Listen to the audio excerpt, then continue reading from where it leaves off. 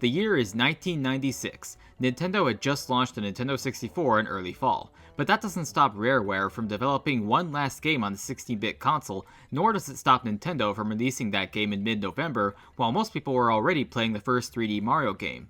This is Donkey Kong Country 3 Dixie Kong's Double Trouble for the Super Nintendo Entertainment System. In this final game of the 90s Donkey Kong Country series, Donkey and Diddy have both mysteriously disappeared in a region far from their home island, so now Dixie Kong must embark on a quest to save them, as she's joined by her younger cousin Kiddy Kong, who hasn't been around much since one more Donkey Kong game on the original Game Boy. It's again a simple story with a simple premise that makes an excuse for you to monkey around another 2D platform game. The visual presentation seems better in some areas, but worse in others. You do get a closer view of your monkeys, and things do look more detailed, but it also looks bland in its art compared to the second game. This is something I can say about the sound as well. The music still gives the game a sense of rhythm, and the sound design with monkey sounds and hit sounds is about the same as before, but gone is the victory musical jam at the end of a level, instead doing more of a bland version of Mario's flagpole jump and slide. I mean, the music is good, but that sense of style that made the first two games fun seems to be lacking here. Wait, is that the Mario 64 theme? Okay, well, there's at least some charm to be found here. Cover cross-promotional Easter egg added by Rare. Now, ignoring that I'm not a big fan of the lackluster presentation or of Kiddy Kong himself, this game is mostly a victim of its timing. By the time this game was released, Nintendo fans everywhere were already captivated by Mario 64, so suddenly 2D platformers were falling out of favor, but the game still gathered fan appreciation, and understandably so.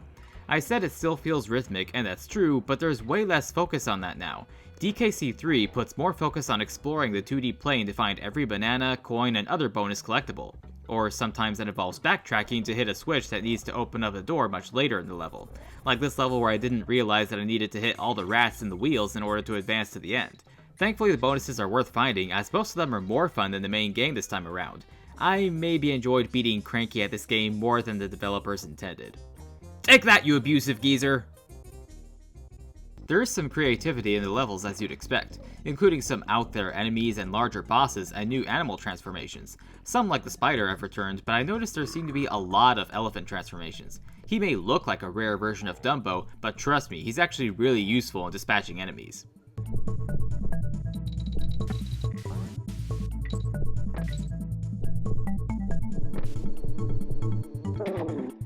Even with all this though, the game gets repetitive with certain level designs. I swear I've played through the same hollowed out tree level twice already. I just wish they took some more creative notes from Diddy's Conquest. I mean, mechanics wise, this is the kind of Donkey Kong Country game we know and love, but a lot of the design choices leave much to be desired.